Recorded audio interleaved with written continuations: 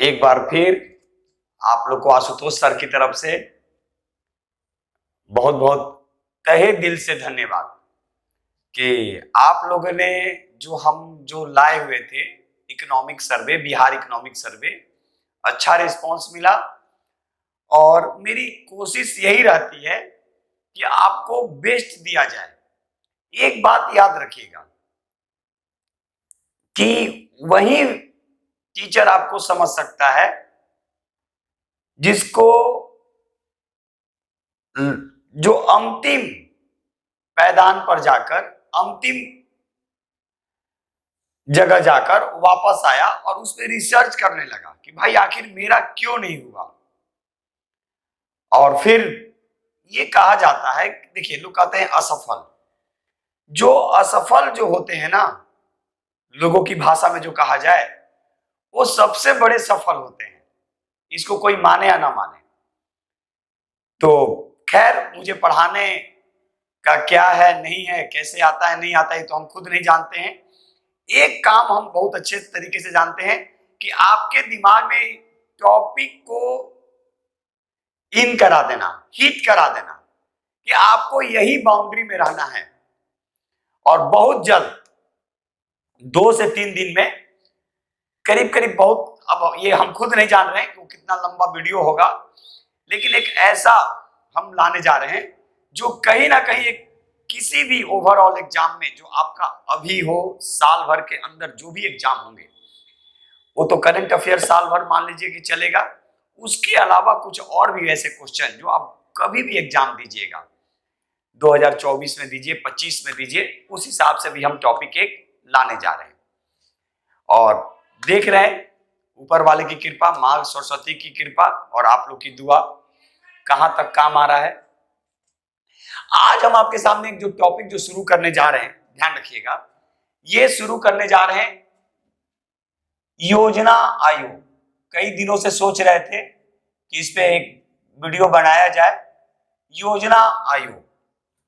देखिए, बार बार बोल चुके हैं, आयोग ने तो मुझे रिजेक्ट कर दिया है, कुछ कमियां थी मेरे अंदर, हम खुद बोलते हैं, जज नहीं कर पाए, लेकिन मेरे क्वेश्चन को और मेरे स्टूडेंट को कोई भी आयोग अभी तक रिजेक्ट नहीं किया है। सिलेक्शन होना तय है। और एक चीज और यहां से बोल रहे हैं, मां सरस्वती सबके लिए सब कुछ निर्धारित कर चुकी है, किसको क्या करना है, लेकिन अपना मेहनत जारी रखना है, मेहनत करते रहना है। इस चीज को ध्यान रखेंगे, सबकी समय सीमा निर्धारित है, कौन क्या करेगा। लेकिन अब ये नहीं कि आप एकदम जाके अनैतिक तरीके से काम करना शुरू कर दीजिए कि आपके गार्जियन, आपको गाइड करने वाला भी मुंह दिखाने लायक ना रहे। वैसा काम नहीं कर देंगे। नैतिकता और संस्कार को बचा कर रखिएगा, नहीं तो खुद से तो भागिएगा ही, जीवन भी आपका भागते हुए ही बीतेगा, कभी फिर आप आराम से नहीं बैठ पाएंगे। तो पैसे कमाइए, ठीक है, गलत तरीके से नहीं, मेहनत कीजिए। तो चलिए हम इस टॉपिक को लेकर बढ़ रहे हैं, योजना आयोग। ध्यान दीजिएगा, योजना आयोग की जो स्थापना की गई थी 15 मार्च 1950 ईस्वी को किया गया। इसमें जो अध्यक्ष जो बनाने की जो बात किया गया कि अध्यक्ष कौन होगा, तो अध्यक्ष इसमें जो बनाने की बात की गई, तो वो भारत के प्रधानमंत्री, भारत के प्रधानमंत्री। तो इस लिहाज से योजना आयोग के प्रथम अध्यक्ष, अगर आपसे क्वेश्चन पूछेगा तो जवाहरलाल नेहरू। क्लियर है यहां तक? लेकिन जब योजना आयोग जो बनाया गया तो इसका उद्देश्य क्या था? तो योजना आयोग का जो उद्देश्य जो रखा गया वो था भारत से गरीबी को कम करना, यानी भविष्य की योजनाओं को क्रियान्वित करना और गरीबी को कम से कम, यानी गरीबी को दूर करने का प्रयास, यानी कम मतलब गरीबी जो व्याप्त है उसको पूरी तरह से, तो मान लीजिए कि एक बार में तो संभव था नहीं, तो उसको कम करना। देखिए, कोई भी जो योजनाएं आती हैं, अगर उसको सही तरीके से क्रियान्वित कर दिया जाए, समाज के नीचे तबके तक ले जाया जाए, तो हम गरीबी को बहुत हद तक कम कर सकते हैं और लोगों की जो संसाधन है, उसकी आवश्यकता है, उसको पूरा किया जाए। क्योंकि प्रकृति ने कभी भी भेदभाव नहीं किया। भेदभाव तो हम और आप करते हैं। खैर, तो योजना आयोग की स्थापना 15 मार्च 1950 ईस्वी को किया गया। अध्यक्ष जो बनाया गया, इसमें तो कहा गया कि भारत के प्रधानमंत्री इसके होंगे। इस लिहाज से योजना आयोग के प्रथम अध्यक्ष जो थे वो पंडित जवाहरलाल नेहरू। आगे, अब इसके तहत क्या किया गया, ध्यान दीजिएगा कि अब इसमें पंचवर्षीय योजना की बात की गई कि भाई पंचवर्षीय योजना को शामिल किया जाए 5 सालों का। तो एक हम यहाँ पे प्रारूप आपको तैयार कर रहे हैं, पंचवर्षीय योजना, ध्यान रखिएगा, पंचवर्षीय योजना। अब पंचवर्षीय योजना का जो प्रारूप जो तैयार किया गया इसके तहत, तो पहला जो आया वो 1951 से 1956। तो इसमें बहुत सारी चीजें हैं, 1951 से 1956, उसको भी आप लोग देखिएगा, जहां तक होगा हम बताएंगे। इसमें कृषि और सिंचाई पे काम करने की बात की गई, प्रथम पंचवर्षीय योजना। दूसरा जो था ये 1956 से 1961, तीसरा 1961 से 1966। लेकिन ये जो कंडीशन जो था 1961 से 1966 भारत के लिए कहीं ना कहीं एक संकट की स्थिति थी। इसका मेन कारण क्या था, ध्यान दीजिएगा, भारत चीन युद्ध, भारत पाक युद्ध और भारत में सूखे की स्थिति, ये कहीं ना कहीं भारत के लिए संकट का समय था। अब सिंपल सा, अधिकतर लोग, हम लोग गांव में निवास करते हैं, तो हमारी जीविका का आधार भी कृषि है, उसका सीधा प्रभाव खेतों पर पड़ा, फसलों पर पड़ा। तो इसी बीच हमारे यहाँ एक बहुत बड़े कृषि वैज्ञानिक हुए हैं, कृषि वैज्ञानिक जो एम.एस. स्वामीनाथन।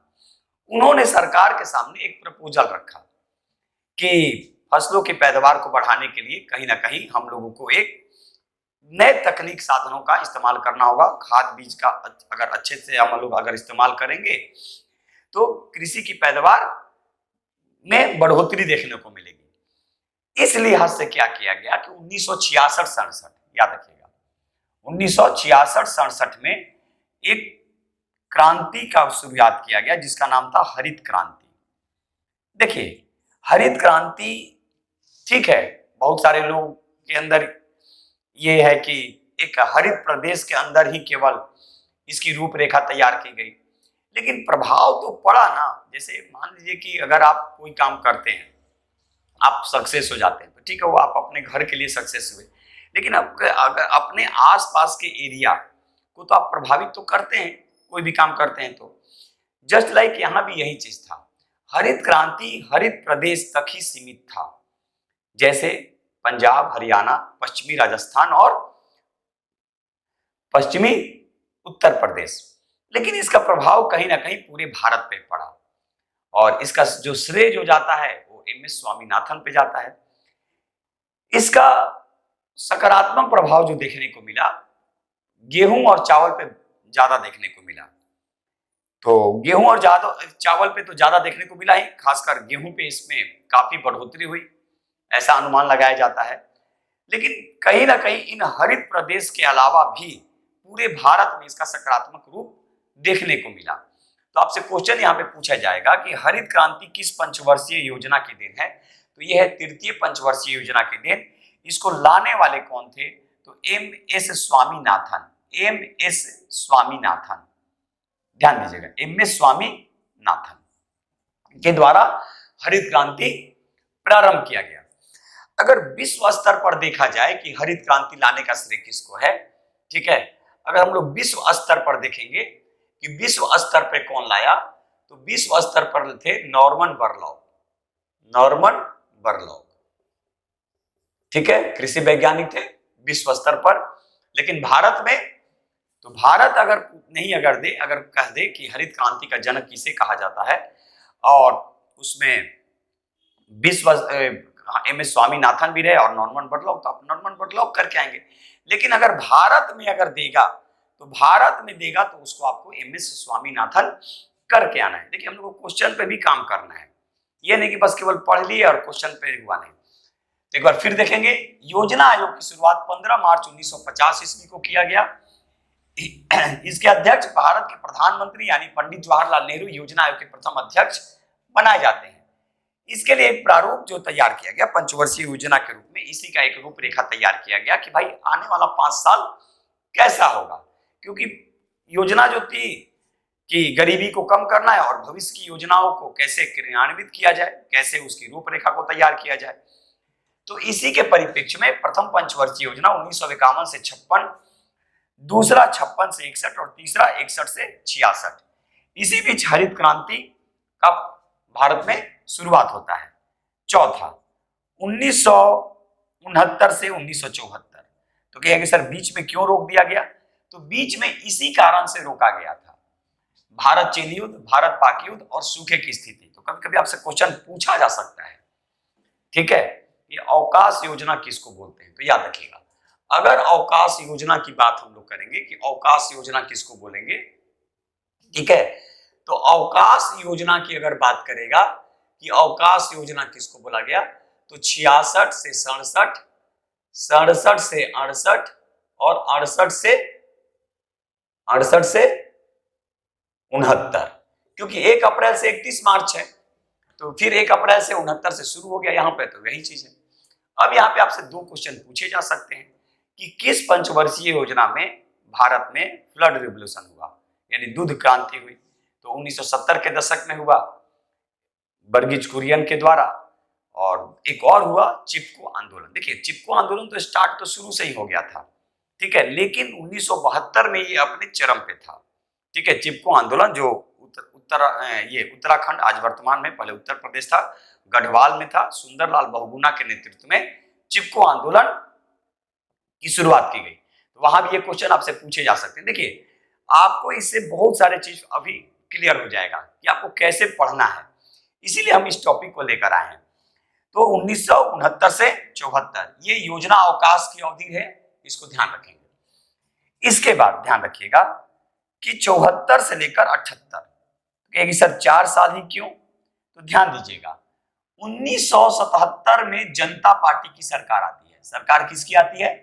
जनता पार्टी की सरकार आती है, ठीक है, और ये लोग योजना आयोग को बंद कर देते हैं, समाप्त, यानी कहते हैं कि अब योजना आयोग नहीं होगा, और उसके स्थान पर लाया जाता है, मेरा इस पे वीडियो भी आप लोग देख लीजिएगा, रोलिंग प्लान। याद रखिएगा यहां पे रोलिंग प्लान लाए जाते हैं। तो आपसे क्वेश्चन पूछा जाएगा कि भारत में रोलिंग प्लान की अवधि क्या थी? तो 78 से 83 करेंगे, ये नहीं कर दीजिएगा, क्योंकि फिर से 1979 में कांग्रेस की सरकार बनती है, ठीक है, कांग्रेस की सरकार बनती है, और फिर कांग्रेस जो शुरू कर देती है, यहां पे याद रखिएगा, छठी पंचवर्षीय योजना 80 से लेकर 1985। तो यहां पे गड़बड़ नहीं करना है, ये नहीं कर देना है कि रोलिंग प्लान 80 से 78 से 80, बहुत सारे लोग कर देते हैं, कर क्या जाते हैं, जो गलत है। रोलिंग प्लान की जो अवधि है उसको लिखेंगे, और यहाँ पे क्वेश्चन आपसे पूछा जा सकता है कि रोलिंग प्लान किसके शासनकाल में लाया गया? तो इस समय भारत के प्रधानमंत्री थे मोरारजी देसाई। मोरारजी देसाई के शासनकाल में ही रोलिंग प्लान लाया गया। उसके बाद आपसे यहाँ पे ये भी क्वेश्चन पूछेगा कि उस समय किस पार्टी की सरकार थी? तो जनता पार्टी की सरकार थी। नई अगर आपसे फिर से बोला जाएगा कि छठी पंचवर्षीय योजना की शुरुआत कब हुई, तो यहां से हो गया 80 से 85। नई और पुरानी में कुछ नहीं जाना है। देखिए बार बार हम बोलते हैं कि नई कुछ नहीं, क्वेश्चन वही रहते हैं। और एक काम और आप लोग करेंगे, ये नहीं कि नई और पुरानी दे दिया और ए का बी और बी का सी करके आ गए, ये आपका रिजल्ट कहीं ना कहीं वो माइनस हो जाएगा, क्योंकि ये सब क्वेश्चन गलत करने का मतलब है कि बाहर होना, क्योंकि इसमें कंफ्यूजन हो गया। क्या हो गया कि भाई जनता पार्टी की सरकार फिर बदल गई, कांग्रेस की सरकार आ गई, और लोग इसी में कंफ्यूज कर जाते हैं कि ये लगाएं कि बी लगाएं। तो प्लीज ए का बी और बी का सी नहीं, जो है उसको ध्यान से देखेंगे, इस चीज को ध्यान रखिएगा। यानी कहने का मेरा मतलब है कि ये 78 से 83 रोलिंग प्लान है, तो 78 से 83 है, ठीक है। जनता पार्टी की सरकार थी और मोरारजी देसाई उस समय भारत के प्रधानमंत्री थे, ठीक है। इसके अलावा अब हम लोग 7वीं पंचवर्षीय योजना देखेंगे, इस चीज को ध्यान रखिएगा। थोड़ा सा हमको लग रहा है कि इरेज करना पड़ेगा, ठीक है, देख ले रहे हैं, 7वां पहले लिख दे रहे हैं, उसके बाद देख रहे हैं 85 से, हाँ देखेंगे एक चीज और, छठा में अब यहाँ पे 2-3 काम हुआ छठी पंचवर्षीय योजना में, तो उसको तो याद रखना ही है। एक काफी इंपॉर्टेंट है 1982। जैसे देखिए यहाँ पे अगर 5वीं में देखेंगे तो इसमें भी बहुत सारे काम हुए, जैसे ग्रामीण बैंक आया, क्षेत्रीय ग्रामीण बैंक की शुरुआत की गई 2 अक्टूबर 1975। तो ये सब याद रखना है, 2 अक्टूबर 1975 क्षेत्रीय ग्रामीण बैंक। उसी तरह 1982 में नाबार्ड की स्थापना किया गया था, नाबार्ड, ठीक है। तो ये किस पंचवर्षीय योजना की देन है? तो ये छठी पंचवर्षीय योजना की देन है। लेकिन क्षेत्रीय ग्रामीण बैंक किस पंचवर्षीय योजना की देन है? तो क्षेत्रीय ग्रामीण बैंक 5वीं पंचवर्षीय योजना की देन है। ऐसे आपसे क्वेश्चन पूछा जाएगा। जैसे हरित क्रांति किस पंचवर्षीय योजना की देन है? तो एकदम कंफर्म रहिए, ये क्वेश्चन आ रहा है, ठीक है। और ये तो एकदम कंफर्म रहिए, यहां से एकदम कंफर्म रहिए कि ये क्वेश्चन आ रहा है रोलिंग प्लान से, ठीक है। तो इस तरह से क्वेश्चन करना है। इसके अतिरिक्त अगर हम लोग अब देखेंगे 7वीं पंचवर्षीय योजना कि 7वीं पंचवर्षीय योजना कब से कब तक, तो 7वीं जो थी ये था 85 से 90, याद रखिएगा 85 से 90। तो 85 से 90 में भी देख लीजिए क्या क्या हुआ। तो सबसे पहले 86 में क्या हुआ? कपाट की स्थापना किया गया जो कृषि से संबंधित है। 88 में क्या हुआ? सेबी की स्थापना हुई, आपको देख लेना है। सेबी का फुल फॉर्म आपसे पूछा जा सकता है, ठीक है। सेबी का पूरा नाम पूछा जा सकता है कि सेबी का पूरा फुल फॉर्म क्या है। तो इस तरह से आपसे क्वेश्चन पूछे जाएंगे। यानी सेबी किस पंचवर्षीय योजना की देन है? तो सेबी जो है वो 7वीं पंचवर्षीय योजना की देन है, ठीक है। कपाट का पूरा नाम आपको याद रखना है, सेबी का पूरा नाम आपको याद रखना है। तो इस लिहाज से आपको ऐसे क्वेश्चन पूछे जाएंगे। अभी हम एक बार आप लोग देख लीजिए, क्योंकि हम इसको फिर इरेज करेंगे और इरेज करके फिर हम आगे बढ़ेंगे।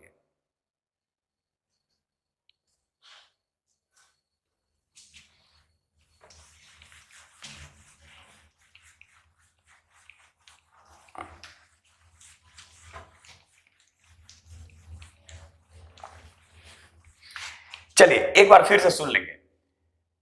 आज हम आपके सामने जो योजना आयोग की जो रूपरेखा है उससे क्वेश्चन हम आपको लेकर आए हैं, और इसको लाने का मेरा उद्देश्य एक ही है कि यहां से मैक्सिमम क्वेश्चन आपके टच होंगे और आपको उसको कनेक्ट करके पढ़ना है।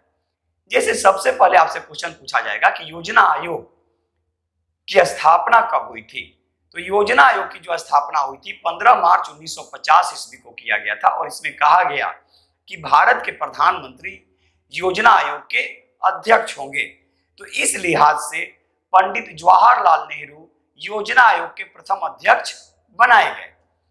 इसके बाद हम लोग इसका पूरा अब हम पीछे का डिटेल नहीं देने जा रहे हैं कि 1934 में एम विश्वेश्वरैया के द्वारा प्लान एंड इकोनॉमिक लाया गया, 38 में इकोनॉमिक पॉलिसी जवाहरलाल नेहरू जिसके अध्यक्ष बनाए गए थे, इकोनॉमिक पॉलिसी कांग्रेस के अधिवेशन में 1944 में बॉम्बे प्लान, 50 में सर्वोदय योजना, उसमें अभी हम नहीं गए हैं क्योंकि आप उसको एक बार देख लीजिएगा। एक बार बस आपको अभी बता दिए हम कि एक बार बैक आप लोग देख लीजिएगा।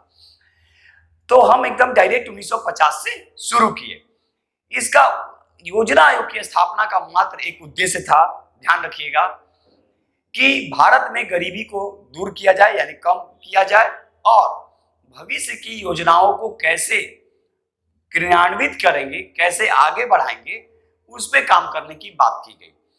जो पंचवर्षीय योजना का जो तैयार रूपरेखा किया गया, तो प्रथम पंचवर्षीय योजना 1951 से 56, इसमें कृषि और सिंचाई पर ध्यान दिया गया, क्योंकि आपको भी मालूम है कि हमारे 3 क्षेत्र हैं, प्राथमिक क्षेत्र, द्वितीय क्षेत्र और तृतीय क्षेत्र। प्रथम में कृषि है, द्वितीय में उद्योग है और तृतीय में सेवा है। तो इसको पहले ध्यान में रखा गया। द्वितीय में उसी तरह उद्योग पे काम करने की बात की गई, तृतीय में भी कृषि है, उद्योग है। तो इस तरह से मॉडल आपसे पूछा जा सकता है कि किस मॉडल पे आधारित था पंचवर्षीय योजना, प्रथम पंचवर्षीय योजना, द्वितीय पंचवर्षीय योजना, तो इसको भी आपको ध्यान में रखना है, ठीक है। पीसी महालनोबिस और हेराल्ड डोमर, हेराल्ड डोमर प्रथम पंचवर्षीय ये था, ठीक है, और पीसी महालनोबिस जो थे, ठीक है, वो। तो ये सब आपको याद रखना पड़ेगा कि किस पंचवर्षीय योजना में कौन से मॉडल काम कर रहा था। जैसे हेराल्ड डोमर आपको बता दिए, पीसी महालनोबिस मॉडल बता दीजिए, और भी मॉडल है, उसको एक बार अपने दिमाग में रखेंगे। उसी तरह तृतीय पंचवर्षीय योजना की जो अवधि थी, प्रथम पंचवर्षीय योजना समझ गए 51 से 56, दूसरा 56 से 61, तीसरा 61 से 66, इसी बीच क्या होता है कि भारत चीन युद्ध, भारत पाक युद्ध, और उसी समय भारत में सूखे की स्थिति जो थी वो काफी व्याप्त हो गई थी। इसका कहीं ना कहीं प्रभाव जो था वो आर्थिक स्थिति पे पड़ना था ही। तो इकोनॉमिक जो कंडीशन जो थी उस पर पड़ा, प्रतिकूल प्रभाव पड़ा। और आपको भी मालूम है कि हम लोग एज ए कृषि प्रधान देश में रहते हैं। भारत की अधिकांशतः जनसंख्या गांव में निवास करती है, सभी कुछ कृषि पे निर्भर है। तो इस पे जो इसका जो प्रभाव पड़ा वो फसलों पर प्रतिकूल प्रभाव पड़ा। लेकिन उसी समय भारत में कह सकते हैं कि जो कृषि के क्षेत्र में काफी महत्वपूर्ण उनका योगदान था, उनका नाम था एमएस स्वामीनाथन। उनके द्वारा एक प्रपोजल रखा गया कि क्यों ना हम लोग कृषि में तकनीक यानी नए तरीके से फसलों का उत्पादन किया जाए ताकि इसके उत्पादकता जो है वो बढ़ाई जा सके। इन्होंने कहा कि नए नए तरीके अगर हम लोग इस्तेमाल करेंगे तो सही तरीके से, ठीक है, फसलों का उत्पादन किया जा सकता है। और इसका प्रभाव भी देखने को मिला। ठीक है, बहुत सारे लोग का ये है, हम भी जो पढ़े उसमें है कि भाई कुछ हरित प्रदेश यानी हरित प्रदेश पंजाब, हरियाणा, पश्चिमी राजस्थान और पश्चिमी उत्तर प्रदेश। लेकिन हमने क्या बोला कि उसका प्रभाव पूरे भारत पे पड़ा। कोई भी आप अगर काम करते हैं तो उसका एक समाज पे प्रभाव पड़ता है। इसलिए हम बार बार बोलते हैं कि नए समाज की संकल्पना हम ही लोग कर सकते हैं। इसका कहीं ना कहीं इतिहास गवाह है। ठीक है, तो यहां भी वही चीज हुआ कि पूरे भारत पे इसका प्रभाव पड़ा। गेहूं और चावल के उत्पादन में तो ऐसा कहा जाता है कि काफी वृद्धि देखने को मिली। तो आपसे क्वेश्चन पूछा जाएगा कि भारत में हरित क्रांति लाने का श्रेय किसको है, तो एमएस स्वामीनाथन। आपसे एक और क्वेश्चन पूछेगा कि विश्व स्तर पर हरित क्रांति के जनक कौन है, तो नॉर्मन बोरलॉग। एक और क्वेश्चन पूछेगा कि हरित क्रांति किस पंचवर्षीय योजना की देन है, तो हरित क्रांति तृतीय पंचवर्षीय योजना की देन है। इसके अतिरिक्त जो आपसे क्वेश्चन यहाँ पे है कि अब चतुर्थ पंचवर्षीय योजना कब से कब तक, 3 साल अवकाश किया गया, 66 से 67, 67 से 68 और 68 से 69। इस चीज को याद रखिएगा, ये अवकाश अवधि है 3 वर्ष की। इसके बाद आपसे क्वेश्चन पूछा जाएगा चतुर्थ पंचवर्षीय योजना में क्या हुआ, तो सबसे पहले दूध क्रांति हुई और फिर चिपको आंदोलन 74 से 78, 69 से 74 इसका रहा। फिर पांचवी पंचवर्षीय योजना 74 से 78 रही। क्यों भाई, क्योंकि 77 में जनता पार्टी की सरकार आ जाती है और वो योजना आयोग के स्थान पर एक रोलिंग प्लान को लाती है। ठीक है, उस समय जनता पार्टी की सरकार और भारत के उस समय प्रधानमंत्री बनाए जाते हैं मोरारजी देसाई। तो उनके द्वारा रोलिंग प्लान, और रोलिंग प्लान की जो अवधि है वो 78 से 83। आप 78 से 80 करके नहीं आएंगे प्लीज, क्योंकि 78 से 80 ऑप्शन है और ऑप्शन रहेगा। इस चीज को ध्यान रखिएगा, एकदम कंफर्म रहेगा ऑप्शन। और आप वही दिमाग लगाइएगा। क्यों, क्योंकि आप तो सोचिएगा 79 में फिर सरकार आ गई, चेंज हो गई। तो 79 में सरकार चेंज होगी तो फिर से तो पंचवर्षीय योजना आ गया, छठी पंचवर्षीय योजना 80 से 85, और वहीं पे आप गलती करेंगे, मुझे पता है। तो प्लीज ये काम नहीं करेंगे, आप रोलिंग प्लान डायरेक्ट करके आइएगा 78 से 83। एकदम कंफर्म रहिए, ये मां सरस्वती की कृपा है और ये क्वेश्चन आ रहा है, एकदम कंफर्म रहिएगा। दूसरा चीज, अब यहां से छठी पंचवर्षीय योजना शुरू होती है। ठीक है, चिपको आंदोलन 72 में, सुंदरलाल बहुगुणा। ठीक है, और फिर एक वहां पे बहुत सारी महिलाएं भी थी जिसमें गौरा देवी का भी नाम आता है चिपको आंदोलन में, उस चीज को भी ध्यान रखना है। फिर छठी जो पंचवर्षीय योजना है वो 80 से 85। पांचवी पंचवर्षीय योजना में एक चीज और देख लीजिए, क्षेत्रीय ग्रामीण बैंक की स्थापना 2 अक्टूबर 1975 ईस्वी को होती है, क्षेत्रीय ग्रामीण बैंक। ये भी आपसे क्वेश्चन पूछा जा सकता है। फिर कि किस पंचवर्षीय योजना में क्षेत्रीय ग्रामीण बैंक की स्थापना की गई, तो पांचवी पंचवर्षीय योजना। ठीक है, केवल पंचवर्षीय योजना को देख लेना है एक बार और फिर अपने आप को कनेक्ट कर लेना है।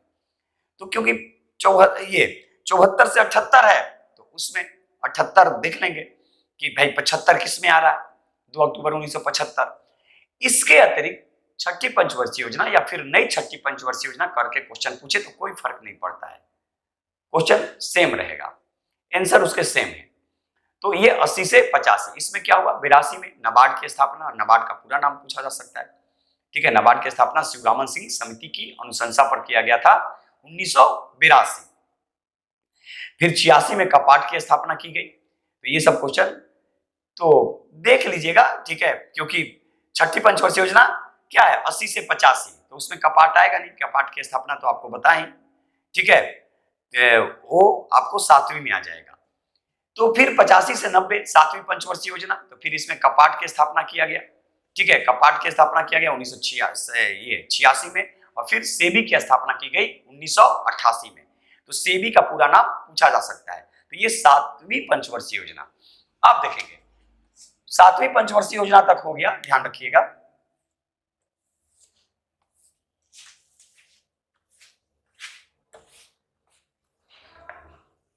8वीं, ध्यान रखेंगे कि 8वीं पंचवर्षीय योजना की कार्यावधि क्या रही। तो ये रहा 1992 से 1997। सुनेंगे 1990 से लेकर 1990, ध्यान रखिएगा 1990 से 1992 ये विश्व आर्थिक संकट की स्थिति थी। क्यों? खाड़ी देशों में युद्ध की स्थिति उत्पन्न हो गई और खाड़ी देशों में जो युद्ध की स्थिति उत्पन्न हुई इसका प्रभाव भारत पे भी पड़ा। 1990 से 1990, याद रखिएगा, से 1992। ठीक है। अब भारत में जो स्थिति जो थी काफी क्रिटिकल कंडीशन आ गया, राजनीतिक तरीके से भी और आर्थिक तरीके से भी। किसी के भी सरकार को बहुमत नहीं मिला, लेकिन फिर भी उस समय पक्ष और विपक्ष दोनों साथ मिलकर आगे बढ़े और अलग तरीके से काम करना इन लोगों ने शुरू किया। पीवी नरसिम्हा राव फिर सरकार बनाते हैं, लेकिन कहीं ना कहीं पंचवर्षीय योजना को यहां पर रोक दिया जाता है 2 सालों के लिए। अब एक चीज आपसे यहां पे क्वेश्चन पूछेगा कि इसी बीच एलपीजी की अवधारणा लाई जाती है 1991 में। एलपीजी लिबरेशन, प्राइवेटाइजेशन और ग्लोबलाइजेशन की अवधारणा यहां पर लाई जाती है 1951 में, याद रखिएगा, सॉरी 1991 में। और उसकी अवधारणा कौन लाते हैं? डॉक्टर मनमोहन सिंह। और देखिए डॉक्टर मनमोहन सिंह की देन है कि आज हमारी जो इकोनॉमिक जो है अभी तक जो चल रही है, ठीक है, अभी की जो इकोनॉमी वो आने वाले 1 दशक 2 दशक के बाद नजर आएंगे, लेकिन जो पीछे का है वो अभी सामने आपको हम लोग देख ही रहे हैं। तो 1991 में एलपीजी की जो अवधारणा लाई गई थी, ठीक है। अब 1991 में 2-3 चीज पे हम लोग बात कर लेंगे। इसी समय बैंकिंग सुधार समिति नरसिम्हम कमेटी की सिफारिश पर लाई गई और चलैया समिति कर सुधार के लिए लाया गया था। तो इन दोनों चीजों को भी ध्यान रखिएगा। यानी एलपीजी की अवधारणा जो लाई गई 1991 ईस्वी में लाया गया, याद रखिएगा। और 1991 में ही बैंकिंग सुधार के लिए नरसिम्हम कमेटी की सिफारिश की गई, नरसिम्हम कमेटी, ठीक है, के आधार पर बैंकिंग सुधार हुआ और कर में सुधार के लिए चलैया समिति का गठन किया जाता है। इसके बाद 1992 से 1997, ये क्या है? 8वीं पंचवर्षीय योजना। अब इस 8वीं पंचवर्षीय योजना में क्या होता है, ध्यान दीजिएगा कि 1995 में एमडीएम लाया जाता है, मिड डे मील, एमडीएम, याद रखिएगा। लेकिन आज एमडीएम का नाम बदलकर क्या रख दिया गया? प्रधानमंत्री पोषण योजना। देखिए आप एज ए स्टैटिक को भी करंट अफेयर्स और करंट अफेयर्स को भी एज ए स्टैटिक से जोड़कर पढ़ेंगे, आप देखिएगा कितना मजा आता है पढ़ाई में। लेकिन हम लोग क्या करते हैं, एक पढ़ते हैं दूसरे को छोड़ देते हैं। हम देखिए कुछ नहीं किए, यहाँ 1995 आया और तुरंत मेरे माइंड में क्लिक कर गया क्या कि 1995 में एमडीएम लाया गया, मिड डे मील, और यही एमडीएम यानी मिड डे मील का अभी वर्तमान में नाम बदलकर, याद रखिएगा, एमडीएम का नाम बदलकर प्रधानमंत्री पोषण योजना कर दिया गया है। तो ये क्वेश्चन आपसे करंट में क्वेश्चन पूछे जा सकते हैं। इसी बीच 1997 से 2002, इसमें भी बहुत सारे चीज आए। जैसे आप देख लीजिए कि नवरत्न कंपनियां जो शुरू हो चुकी थी, ठीक है, नवरत्न कंपनियां शुरू हो चुकी थी यहीं पर, यहां से आप देख सकते हैं। या फिर एक चीज और देख लीजिए यहीं पे 8वीं में ही, देखिए थोड़ा सा हम लिख कर नहीं लाते हैं, थोड़ा सा जो भी माइंड में होता है, लेकिन हम पीछे से रिपीट आपको करा देते हैं। 1996 में एक चीज और याद रखिएगा, विनिवेश आयोग का गठन किया गया था। विनिवेश, याद रखिएगा, डिसइन्वेस्टमेंट कमीशन, विनिवेश आयोग का गठन किया गया था जीवी रामकृष्णन की अध्यक्षता में। जीवी रामकृष्णन, आपसे क्वेश्चन ये पूछे जा सकते हैं कि विनिवेश आयोग का गठन कब किया गया? तो ये 8वीं पंचवर्षीय योजना की देन है और इसके अध्यक्ष जो बनाए गए थे जीवी रामकृष्णन। देखिए उसके बाद नवरत्न कंपनियों का प्रारंभ शुरू होता है, ठीक है, उसको देख लीजिएगा किसमें है, क्योंकि 97 में शुरू हो जाता है नवरत्न कंपनियों का प्रारंभ, और आज तो महारत्न तक हम लोग चले गए हैं। तो 9वीं पंचवर्षीय योजना 1997 से 2002, इसमें भी बहुत सारे काम हुए। जैसे आप देख लीजिए 1998 में क्या हुआ मिशन शक्ति के नाम से परमाणु परीक्षण किया गया पोखरण में 11 और 13 मई 1998। काफी इंपॉर्टेंट क्वेश्चन है, यानी ऑपरेशन मिशन शक्ति, इस चीज को याद रखिएगा। तो ये भी किस पंचवर्षीय योजना में हुआ? 97 से 2000। तो याद ऐसे देखिए, ये नहीं कि ये पूछ देगा किस पंचवर्षीय योजना में। हम आपको एक तरीका बता रहे हैं कि आप ईस्वी जहां हो उसको कनेक्ट कर लीजिए कि उस साल क्या हुआ, उस साल कौन कौन सी ऐसी चीजें हुई जो एग्जाम में पूछे जाने की संभावना है। और वही इसीलिए हम आपको बोले थे कि योजना आयोग पे हम लाएंगे, ठीक है। अब कैसा है नहीं है वो तो आप लोग डिसाइड करेंगे। उसके बाद 10वीं पंचवर्षीय योजना 2002 से 2007। और देखिए पहली बार इसी पंचवर्षीय योजना में जीएसटी की अवधारणा पेश की गई थी, याद रखिएगा। जीएसटी की जो अवधारणा जो सबसे पहले भारत में जो पेश की गई थी वो 10वीं पंचवर्षीय योजना में ही पेश की गई थी। डॉक्टर मनमोहन सिंह की सरकार थी, यूपीए की सरकार थी उसी समय, ठीक है। फिर जीएसटी अभी देख लीजिए वर्तमान में जो लागू किया गया, सबको मालूम है कि कब लागू किया गया, ठीक है, 2017। लेकिन जीएसटी का अगर आपसे पूछा जाए कि भारत में पहली बार अवधारणा, ऐसे तो ये देन फ्रांस का है, लेकिन भारत में कब से जीएसटी यानी किस पंचवर्षीय योजना की देन है? तो ये आप देख लीजिए 2006 के आसपास था, 2006-07 में, ठीक है, जीएसटी की अवधारणा। उसके बाद 11वीं पंचवर्षीय योजना 2007 से 2012, 2007 से 2012। अब 2007 से 2012 में देखेंगे क्या क्या हुआ। देखिए 2006 में जीएसटी की अवधारणा आई और नरेगा आया, नरेगा। और लेकिन यहां 11वीं पंचवर्षीय योजना में नरेगा का नाम बदलकर 2009 में, याद रखिएगा 2 अक्टूबर 2009, यहां तो ये 2 फरवरी, ठीक है, 2 फरवरी 2006 नरेगा, लेकिन इसी नरेगा का नाम बदलकर 2 अक्टूबर 2009 को। तो नरेगा आया कब? नरेगा कब आया अगर आपसे पूछा जाएगा तो ये 10वीं पंचवर्षीय योजना में, लेकिन नरेगा का नाम बदलकर मनरेगा कब रखा गया? तो ये 11वीं पंचवर्षीय योजना में, इस चीज का रखिएगा। तो ये 2 अक्टूबर 2009 इसका नाम मनरेगा रख दिया गया। और भी बहुत सारी चीजें हुई, ठीक है, उसको भी आप लोग ध्यान रखेंगे।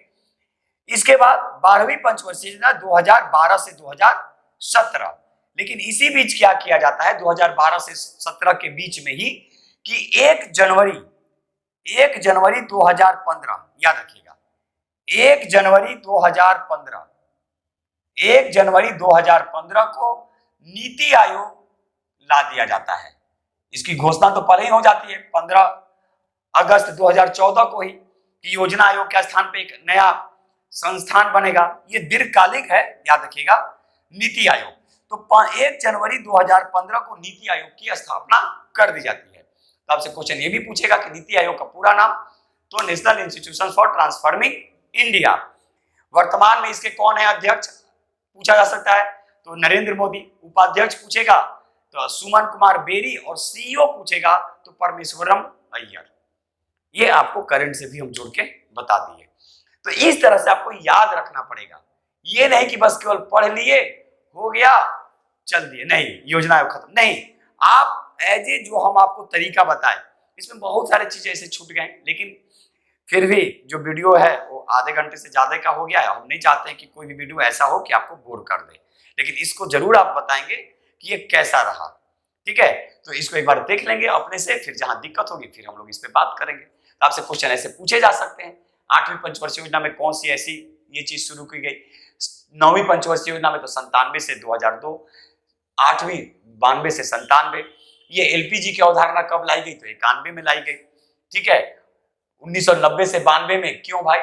तो खाड़ी देशों में आर्थिक संकट था। फिर 10वीं पंचवर्षीय योजना 2002 से 2007, और इसी समय क्या लाया गया?